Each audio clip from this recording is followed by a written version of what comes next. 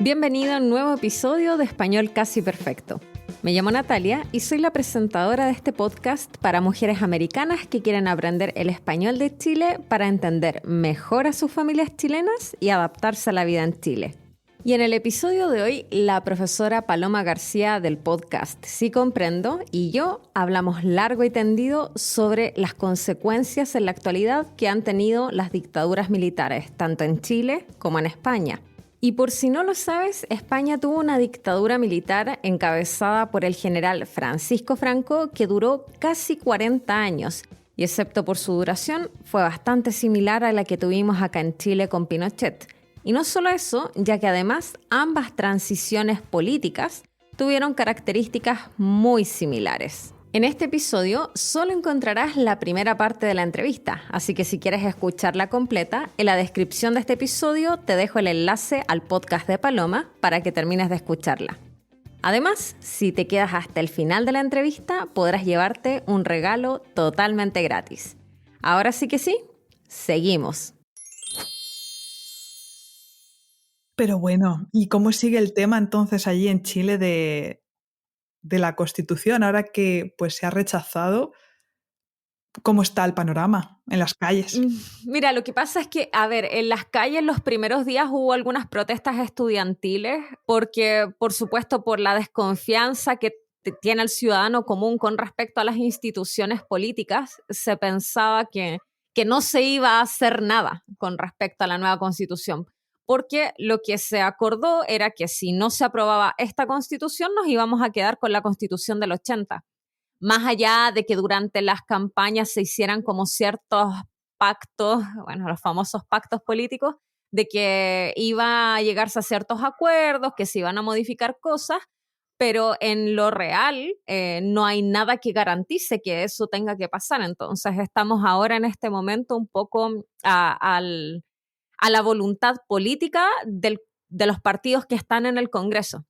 Entonces, los primeros días sí que hubo protestas precisamente por esta desconfianza que hay en esas instituciones, en los partidos políticos, en su mayoría. Pero ya han pasado como 2 semanas desde que sucedió eso. Sí, los ambientes están más calmados y, y estamos viendo qué pasa, porque todavía no hay algún acuerdo. Como te decía, nada está dicho con respecto a de que se tenga que hacer otra constitución. No hay ninguna obligación. Finalmente dieron su palabra, pero no necesariamente están obligados a cumplirla. Entonces, hay un poco de tensión para la gente que estaba muy interesada en que el proceso constituyente se llevara adelante, pero yo te diría que como que el ciudadano común y corriente, producto de esta desafección política, sigue con su vida. Es como esta frase que debe existir también en España de, bueno, sea lo que sea, mañana yo tengo que trabajar igual. Un poco eso, ¿no? Así que ese es el ambiente. ¿Y la idea va a ser entonces, a priori va a ser conservar la misma Constitución? O bueno, porque dices que no hay ninguna obligación de cambiarla, entonces sí, sigue abierto un debate en ese aspecto. Sí, sí, lo que pasa es que la derecha hizo una estrategia de ocultarse durante todo este periodo de, digamos, de elecciones. Ellos se desmarcaron, digamos, como del debate político, dejando a los partidos de centro que estaban en contra de esta constitución y a los partidos de izquierda. Entonces, claro, los acuerdos eran entre esos partidos, pero ya después de ganado el rechazo, que además tuvo un triunfo, pero abismal, aplastante. Yo pensé que podía llegar a ganar el rechazo, pero nunca pensé que iba a ganar de la forma que ganó, 62%. Entonces ahí aparece nuevamente la derecha y hace de alguna forma una apropiación de este triunfo electoral, que no necesariamente tiene que ser así. Entonces, el triunfo del rechazo a esta nueva constitución, la derecha se lo apropia discursivamente como un triunfo de ellos. Entonces, desde digamos, el altar del ganador, comenzaron a salir ya a la luz nuevamente todos estos comentarios bueno, que ellos no necesariamente quieren una nueva constitución, sectores, por supuesto, no toda la coalición. Hay sectores que no quieren una nueva constitución, hay otros que están proponiendo hacerle modificaciones a la actual constitución, que es la del 80, Y hay otros sectores de la derecha que son un poco más liberales, que están tratando de generar ciertos acuerdos, de que en cuanto a la forma. Pero en este momento, como te digo, o sea, no hay una obligación de hacer una nueva constitución. Claro, lo que pasó es que durante la campaña política se estableció como este tercer camino, pero no había nada escrito, por decirlo así, que lo fuera a garantizar.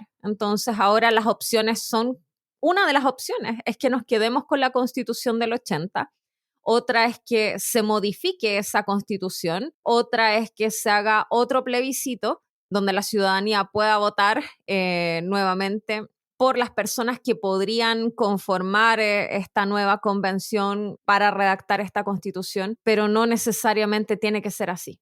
O sea, realmente ahora estamos al arbitrio de lo que decidan los partidos políticos en el Congreso, lamentablemente. Pero ¿por qué ha generado tanto debate esta reforma de la Constitución? ¿Nos podrías resumir así en 3 puntos qué podría cambiar para la vida de los chilenos y las chilenas? ¿Por qué generó tanto debate esta nueva constitución? Bueno, primero porque yo creo que en lo discursivo se planteó como muy radical. Yo creo que la ciudadanía promedio, considerando que Chile es un país que está bastante separado de las instituciones, que hay mucha desconfianza y mucha despolitización y que es histórica, creo que la ciudadanía no se vio representada en las propuestas de la Constitución. Por ejemplo, al hablar de plurinacionalidad, al hablar de feminismo y de una serie de cosas que yo creo que el ciudadano común dijo, ¿y esto a mí en qué me representa? O sea, mi problema es que yo no sé con cuánto dinero me voy a pensionar. Entonces, lo vio como algo muy alejado. En primer lugar fue eso.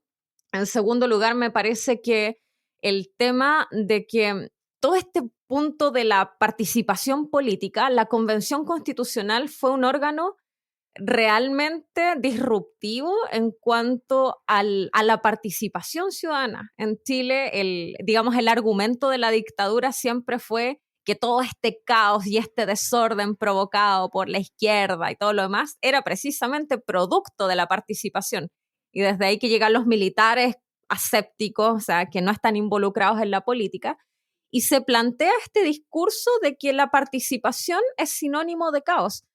Y precisamente, haciendo una comparación, esta convención constitucional democráticamente electa con representantes de todos los sectores políticos y además de ciudadanos, se planteó como un caos. De hecho, esa es una de las críticas más grandes. Hubo ahí, por ejemplo, dueñas de casa que participaron en la convención y también expertos, por supuesto, pero se hizo mucho énfasis a nivel como de la propaganda de que estaba mal hecha porque precisamente había gente que no sabía lo que estaba haciendo, porque pertenecía a estratos socioeconómicos populares, porque no venían desde el mundo político. Vuelve como todo este discurso de que la participación es negativa, ¿me entiendes? Entonces yo creo que eso fue un tema. Y además, bueno, producto de esto mismo, ciertas actitudes poco convencionales que hubo dentro de la Constitución de ambas partes, peleas, discusiones, pero sobre todo porque se planteó quizás como algo muy radical. Y la desinformación, por supuesto, también tiene un papel relevante en todo este tema. Alumnos míos siempre me comentaron que viendo las noticias decían que solo podían ver noticias a favor del rechazo de esta constitución y no de la otra parte. Entonces, no hablando de fake news, pero sí de desinformación, creo que son 3 puntos que hicieron que al final los chilenos decidieran, ok, queremos otra constitución, pero no esta. Pero bueno, entonces, según lo que comentas, el ciudadano chileno medio no comprende por qué es interesante para él que cambie la Constitución, pero si se está reformando, yo entiendo que hay puntos que no serían compatibles con una democracia moderna. ¿Cuáles serían esos puntos que hoy en día no son aceptables? De la constitución actual. Bueno, lo que pasa es que esta, De la antigua, ajá, de la del 80, ajá. claro, que sigue siendo la actual todavía. Bueno, La actual, tristemente, sí, sí. sí. Bueno, mira, la Constitución del 80, como suelen decir por ahí, fue un traje hecho a la medida de Pinochet. A pesar de que sí ha tenido ciertas modificaciones, el problema es que esa Constitución de alguna forma fue hecha para limitar la discusión política. O sea, hoy en día hay temas de los cuales no se puede legislar o ni siquiera debatir porque es inconstitucional hacerlo. Te pongo un ejemplo, el caso de los derechos de agua. ¿Sí? Hoy en día Chile está enfrentando una sequía hace más de 14 años. Ciertas regiones de Chile no tienen agua en la actualidad, o sea, tienen alrededor de 40 litros de agua a la semana, lo que equivale como una ducha de 3 minutos a la semana. Y dentro de esos sectores hay empresarios que acumulan el agua y no se puede distribuir porque precisamente la Constitución garantiza eso, garantiza la privatización de los recursos naturales. Y tratar de siquiera legislar sobre ese tema es que si un sector importante en el Congreso se opone, simplemente no se legisla. Entonces hay temas de los que sencillamente no se puede debatir porque es inconstitucional. Y hay que entender que también toda esta constitución se forja como en una época de restricción máxima de todas las libertades políticas, habidas y por haber. Ese es el problema con esta actual constitución, que lamentablemente cierra el debate, cierra siquiera el diálogo, entre otras cosas. Cualquier cosa que tú quieras hacer o cambiar es inconstitucional. Ese es el problema. Claro, entonces sí que es un problema bastante grave porque es como una base legal que dificulta progresos sociales, por ejemplo. Y has comentado que viene de la época de la dictadura de Pinochet, pero quizás las personas que nos están escuchando, pues les suena este personaje de Augusto Pinochet seguramente, lo asocian a Chile, pero a lo mejor o son muy jóvenes o no saben muy bien quién fue Augusto Pinochet. ¿Nos lo podrías describir brevemente a quién fue este personaje que ha marcado la historia de Chile? Bueno, Augusto Pinochet fue el comandante en jefe del ejército durante la época de Salvador Allende, que fue a quien después él le hizo este golpe de Estado. Cuando se gestó el golpe de Estado, Pinochet fue el último en subirse al carro de la victoria, por decirlo de alguna forma. Y luego él se apropia un poco de toda esta situación y se plantea como el líder. Él fue digamos, como la cara visible de la dictadura militar, que en un principio el objetivo era solamente derrocar al gobierno de Allende y restablecer el orden público. Y eso no ocurrió sino 17 años después. Es, digamos, la cara visible del golpe de Estado, fue un militar chileno y que además fue un militar de confianza de Salvador Allende. Entonces, como esta típica figura como del traidor, es más o menos eso, a grandes rasgos. Es muy interesante lo que comentas porque sí, fue un traidor. Augusto Pinochet pertenecía al círculo de confianza del gobierno de Allende. Pero ¿esto en qué época fue? Fue no hace mucho realmente comparado, bueno, la historia es larga, ¿no? Pero no fue hace tanto realmente. ¿En qué año fue y qué estaba pasando en Chile en ese momento para que Pinochet diera un golpe de Estado? El golpe de Estado fue en 1973, el 11 de septiembre, cuando se hace el golpe, y estamos en pleno contexto de la Guerra Fría, ¿no? Entonces estaba todo este gobierno que fue además el primer gobierno declarado socialista en Chile, que sale elegido democráticamente por votación popular. Y claro, en esta división entre la Unión Soviética y Estados Unidos era una pésima noticia para Estados Unidos, que estaba tratando de cimentar su posición dentro de la región. En la lógica de la Guerra Fría, un gobierno marxista era un caos, se produce un bloqueo económico y desabastecimiento y otros problemas sociales, y de ahí emerge como en todo este caos esta figura de Augusto Pinochet y de los militares, además, como los que vienen a garantizar el orden en Chile. Pero más o menos la lógica de la Guerra Fría es lo que explica finalmente cómo se va gestando este repudio a este tipo de gobierno. Sí, se dice siempre que el 11 de septiembre es una triste fecha y casi todo el mundo la asocia a las Torres Gemelas, pero Chile tiene su propio 11S, que fue ese golpe de Estado que acabó con el gobierno legítimo de Salvador Allende, además de una manera muy trágica, ¿verdad? Porque se suicidó Salvador Allende en el Palacio de la Moneda mientras estaba siendo bombardeado y me imagino la gente que estuviera viendo eso en su casa estaría alucinando, ¿no? De esa violencia, ese nivel de agresividad, en fin. Y bueno, fue una dictadura que comparada a la de España duró menos, aunque duró muchísimo. ¿Cuánto duró la dictadura de Pinochet? 17 años, la de España yo sé que fue mucho más larga y el término además fue distinta, ¿no? Pues eso es lo que vamos a comentar un poco hoy, ¿no? Porque a menudo se comparan estas dos dictaduras, la de Chile y la de España, por muchos motivos, porque hay cosas que se parecen, también hay una relación entre Chile y España, porque pues Chile acogió a muchos refugiados republicanos que huían de la guerra civil y de la posterior dictadura, pero es verdad que en España, para empezar, fue mucho antes.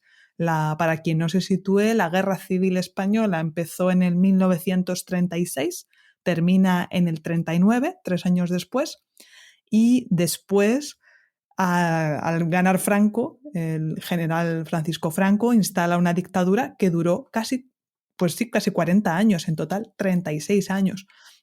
Así que fue muchísimo más larga, pero igual al final tiene muchas similitudes porque no es la duración de la dictadura lo que marca pues su crueldad o las consecuencias que deja en la sociedad, sino en sí el propio funcionamiento de la dictadura. ¿Cómo terminó la dictadura de Pinochet en Chile? Bueno, la dictadura de Pinochet termina gracias al plebiscito que se hizo en el año 88. Bueno, ese plebiscito responde a muchas situaciones, en particular porque ya Pinochet estaba siendo cuestionado a nivel internacional por las violaciones a los derechos humanos. Estados Unidos quiso desmarcarse un poco después de colaborar, de contribuir económicamente al golpe de Estado. Cuando se produce digamos, el asesinato de un ciudadano estadounidense a manos de la DINA, que era la Dirección de Inteligencia Nacional, que operó todo este entramado de tortura. Ya Estados Unidos no quiso tener nada más que ver con Pinochet y financia, financia digamos, la campaña del no para sacar a Pinochet. Entonces se acaba con un plebiscito. Hubo también muchas protestas sociales que también estaban preocupando a Estados Unidos en este caso, porque claro, o sea, iba creciendo como el tema de la protesta y surge el temor por parte de Estados Unidos de que pueda volver eventualmente un liderazgo de la izquierda radical, que ellos consideraban como radical, que pusiera, digamos, en jaque a su poderío dentro de la región. Se busca salir dentro de una vía pactada dentro de los márgenes de la misma constitución de Augusto Pinochet. Yo no sé, tengo la sensación de que en España no fue así. ¿Te refieres a que si hubo un poder extranjero que puso a Franco en el poder? ¿Cómo se acaba? Porque a Pinochet finalmente lo sacan como por la vía política, a través de su mismo juego, a él lo sacan del poder. No sé cómo fue allá. Sí, es que por lo que cuentas, al final parece que la dictadura de Chile duró lo que quiso Estados Unidos que durara, ¿no? O sea, Estados Unidos lo puso, Estados Unidos lo quitó de alguna manera. En España es verdad que fue diferente, el contexto también es distinto, no estamos en Guerra Fría, sino en el contexto de polarización mundial, pero por el auge del fascismo en el centro de Europa, Italia, Alemania, y pues la Unión Soviética, por otra parte, ¿no? Con su influencia también que se estaba expandiendo con sus ideas pues soviéticas, ¿no? Del comunismo.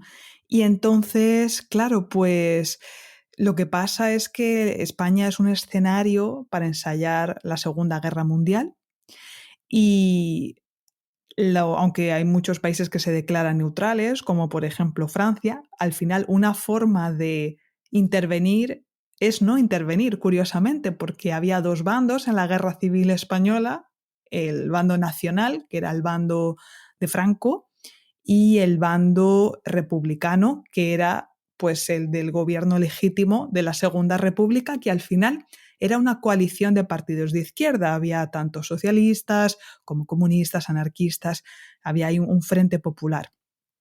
Entonces la Unión Soviética evidentemente apoyó a este gobierno de la República, pero fue su único aliado, porque ninguna otra democracia europea vino a ayudar, al menos directamente. Hubo ayudas como las Y eso es todo por hoy, mi querida estudiante. Te recuerdo que si quieres continuar escuchando esta entrevista, en la descripción de este episodio encuentras el enlace al podcast de Paloma. Pero eso no es todo. ¿What? Si llegaste hasta aquí, quiero comentarte que debido a la complejidad del tema que hemos tratado, te regalaré la transcripción del episodio y algunas flashcards de vocabulario. Como siempre, las podrás descargar directamente desde el enlace a Patreon, donde estará abierto para que tú puedas descargarlo sin problemas. Si te gustó este episodio, no olvides darle 5 estrellas en tu plataforma de podcast favorita. Así me ayudarás a llegar a otras mujeres que, al igual que tú, quieran mejorar su español con contenidos sobre Chile que les parezcan interesantes. Espero que lo hayas disfrutado. Nos vemos en un próximo episodio. Chao, chao.